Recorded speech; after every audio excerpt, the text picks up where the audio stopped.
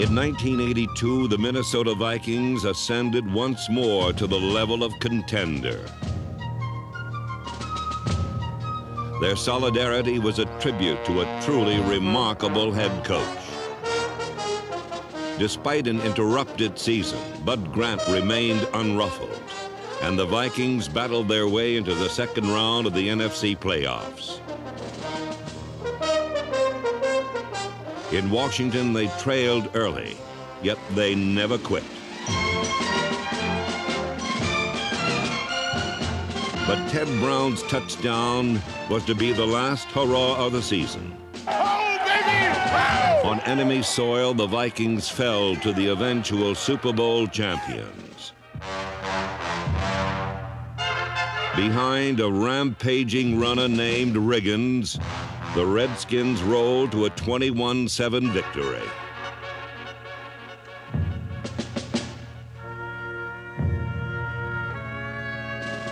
Though the Vikings tasted bitter defeat, they also knew the sweet smell of success. In their new home, the Vikings and their fans rode a powerful wave of emotion that carried the team to great heights. The Vikings not only qualified for the playoffs again, they did it once more with feeling.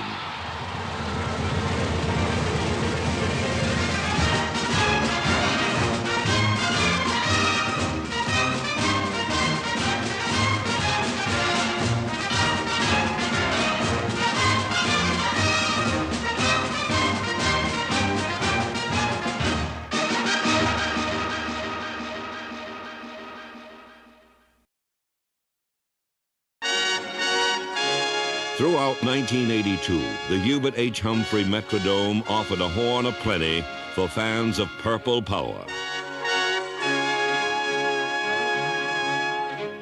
The Vikings' new indoor home had a distinctive personality that became apparent from the opening kickoff of 1982. The Metrodome's comfortable hominess induced guests to kick off their shoes.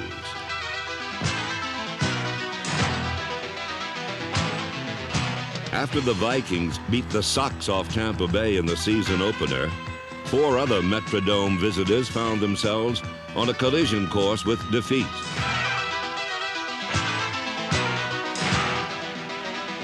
Enthusiasm often appeared larger than life as the Vikings kept their balance over the course of a demanding schedule. This was a team that refused to stay down, and they bounced back from deficits in all 6 of their victories. Though the elements no longer influenced Minnesota football, the Vikings' style of play remained refreshingly unpredictable.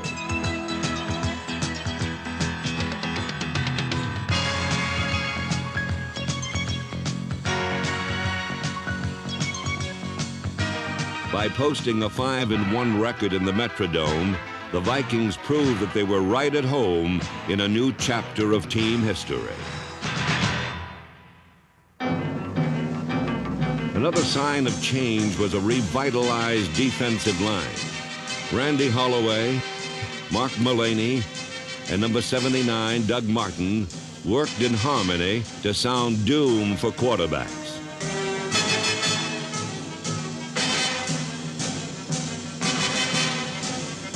When Mullaney, number 77, applied pressure, Martin reaped the benefits. His 10.5 sacks were an NFL high for the season.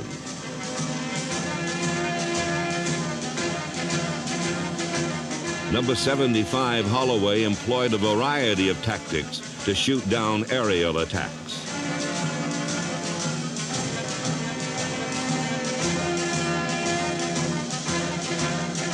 James Duck White, number 72, produced 3 sacks while sharing nose tackle duties with number 65, Charlie Johnson, who was acquired in a preseason trade. Johnson lived up to his reputation as one of the league's best at stopping the run, and he rounded out the Vikings' most fearsome and opportunistic defensive line since the days of the Purple Gang.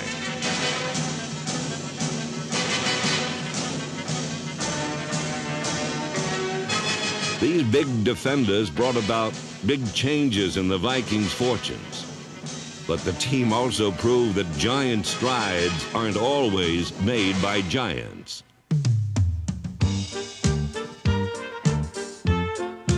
Rookie Darren Nelson, number 20, gave the local small fry something to cheer about. Although only 5'9" and 180 pounds, Nelson refused to be bowled over by the competition. As a receiver and runner, Nelson displayed the kind of moves that prompted the Vikings to draft him number 1.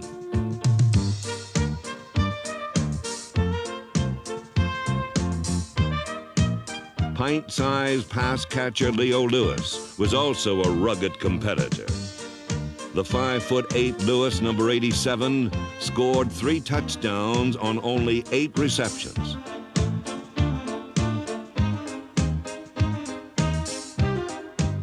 These young athletes promise a bright future for a team that also has a proud past. The retirement of offensive captain Ahmad Rashad made it possible to recall many memorable moments. Rashad joined the Vikings in 1976, and during his tenure in Minnesota, he became one of the most productive receivers in NFL history, while lending a big hand to many thrilling victories.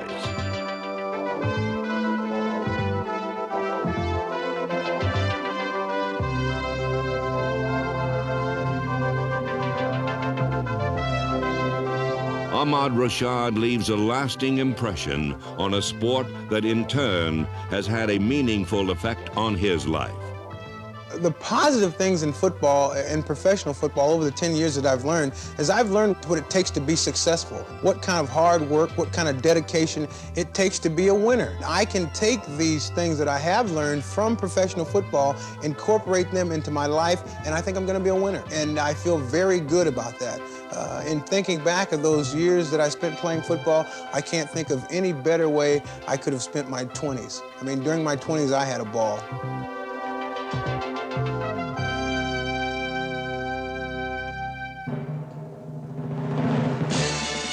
In Sammy White, the Vikings have a great receiver whose career is still in full flourish.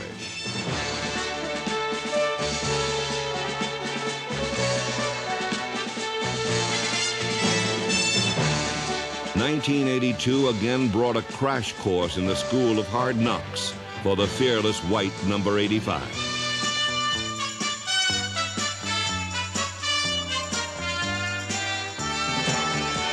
Though hampered by a sore knee late in the year, White was the Vikings' big play receiver, averaging nearly 18 yards per catch and scoring 6 touchdowns.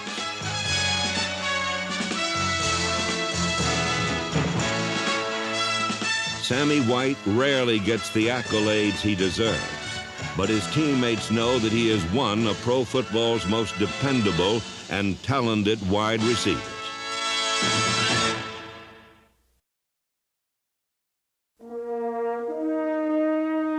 Few NFL quarterbacks shoulder the burden of leadership as capably as Tommy Kramer. His fighting flair comes alive whenever the call to arms is sounded.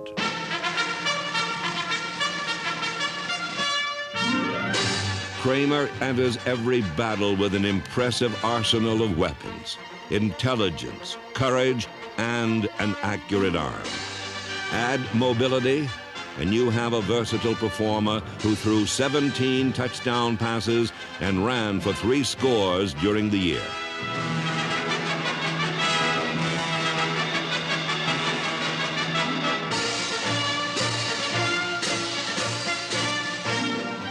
Tommy Kramer has an instinct for the game, and in 1982, he again proved to be the very image of a team leader.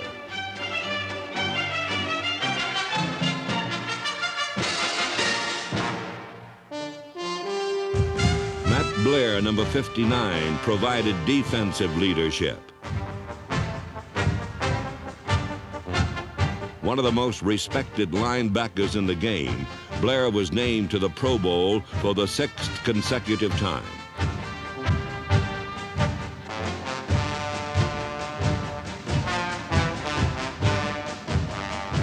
While Blair wields a sword over the heads of opponents, Scott Studwell, number 55, swings a bludgeon. Studwell was the team's leading tackler in 1982. Dennis Johnson, number 52, Jeff Seaman, and Fred McNeil, number 54, cemented this solid linebacking core. The goal of a young secondary was consistency. Number 37, Willie Teal's 5 interceptions helped attain that goal. Clutch performer John Turner, number 27, produced 4 thefts, while Rufus Bess, Kurt Knopf, Keith Nord, and number 45, Tommy Hannon, made important contributions. First-year starter John Swain, number 29, displayed considerable potential.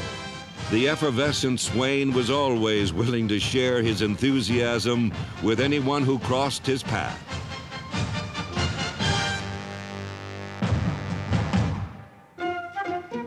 Rick Danmeyer connected on all 27 of his conversion tries and booted 11 field goals. Greg Coleman, number 8, was another steady kicker. He finished the season as the NFC's 4th-ranked punter. Coleman got several chances to display his all-around athletic skills.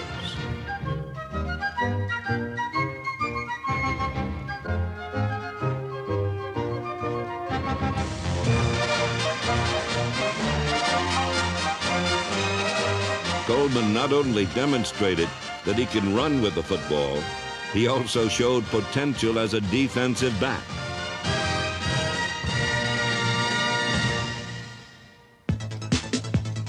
The offensive line was manned by workhorses Dennis Willey, Jim Huff, Tim Irwin, Steve Riley, and Wes Hamilton, with support from Curtis Rouse, Terry Talsh, David Huffman, and Brent Boyd. A well-protected Tommy Kramer had reliable targets in tight ends Bob Brewer, Steve Jordan, and number 81, Joe Sensor.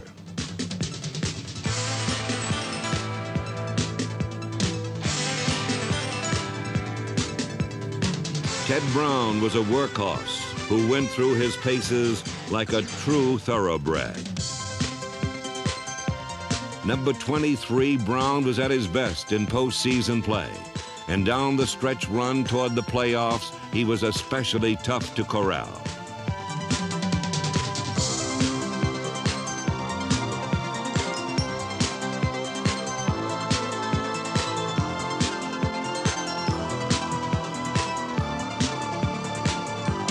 Brown was complimented by Ricky Young, Darren Nelson, and Tony Galbraith, number 32.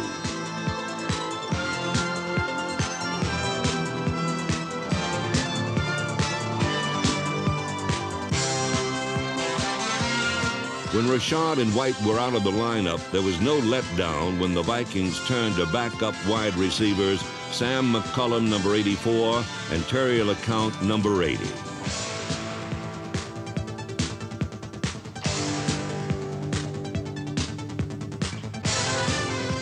The Vikings' depth was a tribute to the foresight of Bud Grant and his coaching staff. While 1982 saw several head coaches burn out, Grant retained his unflappable cool. Yet he too played a part in the Vikings' emotional upsurge.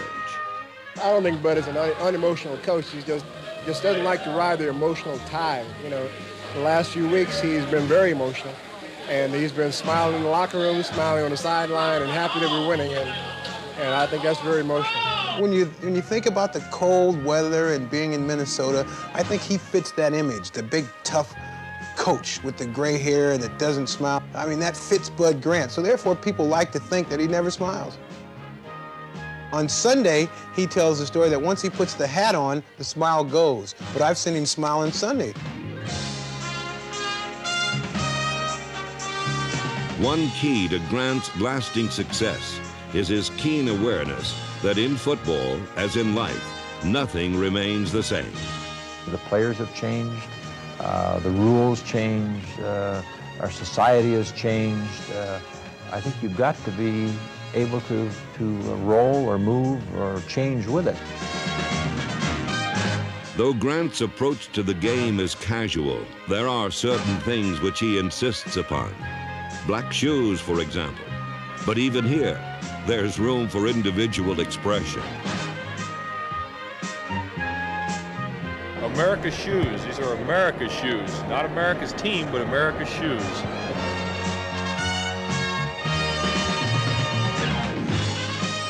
Since Bud Grant believes that a team should look like a team, he even has the Vikings practice how to stand for the national anthem. That's something that we all take a lot of pride in. I used to laugh about it before I got here, and I found that once I was named to be captain this year, that I had to go along in front of the line and show all the rookies how to stand at attention during the entire national anthem. And that's just a part of us looking and acting and feeling like a team.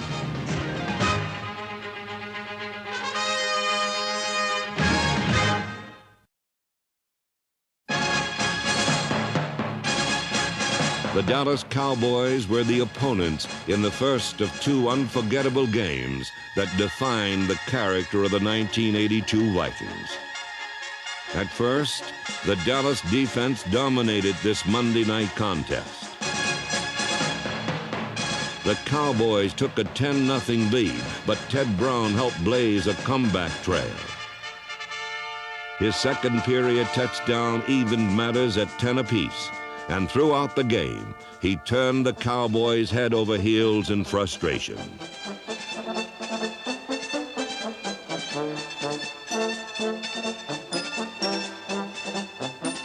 In the third period, Brown and the defense combined to put the Vikings ahead. White back to pass. Throws off to the left, and the ball is tipped away, intercepted. This is John Turner, touchdown! Another big play, tipped at the line of scrimmage by Mark Mulaney. John Turner made the adjustment. The old tip drill, grabbed the football, clear standing in the end zone. Another big play. Dallas regained the lead, but Tommy Kramer remained undaunted. Behind their cool, competitive quarterback, the Vikings surged to a 31-27 lead.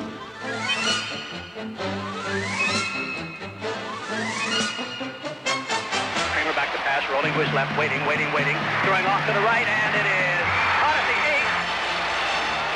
Into the end zone, touchdown, Ricky Young. Ricky Young caught the pass, stumbled to the ground, no receiver, no defender near him. He got up around the... When the Cowboys got one final chance to score, they confronted a pass rush that tipped the scales in the Vikings' favor. Finally, Dallas's fabled last-minute magic disappeared with a wave of a hand. White has the football. Back he goes. Here comes the pressure. Ball tipped in the air. Incomplete. Vikings have the football. Randy Holloway. Randy Holloway makes another great play. I'll say it again. This is the most emotional I have ever seen a Minnesota Viking football team. 6 days later, this wave of emotion swept through the Metrodome and crested even higher. The Vikings were back in the playoffs, and a fever-pitched enthusiasm level greeted the Atlanta Falcons.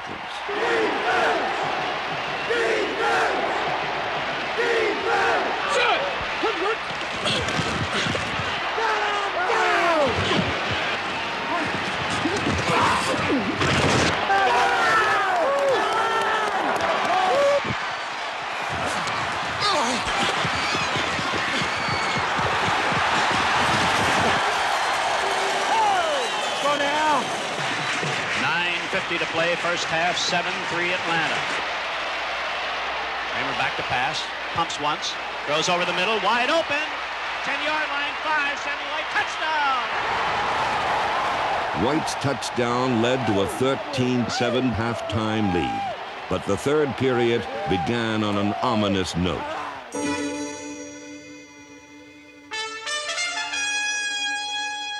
when Atlanta scored a pair of touchdowns in less than 2 minutes to assume a 21-13 advantage, it appeared that the Vikings were finished.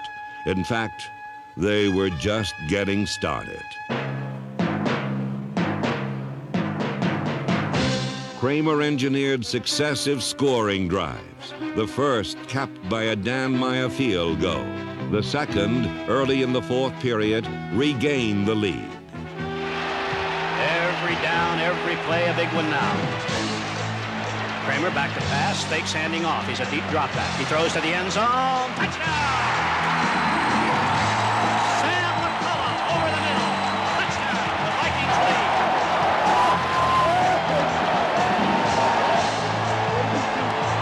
Go, Charlie, let's go. Atlanta went back ahead 24-23, enabling the Vikings to again display a flair for the dramatic that produced an electrifying climax.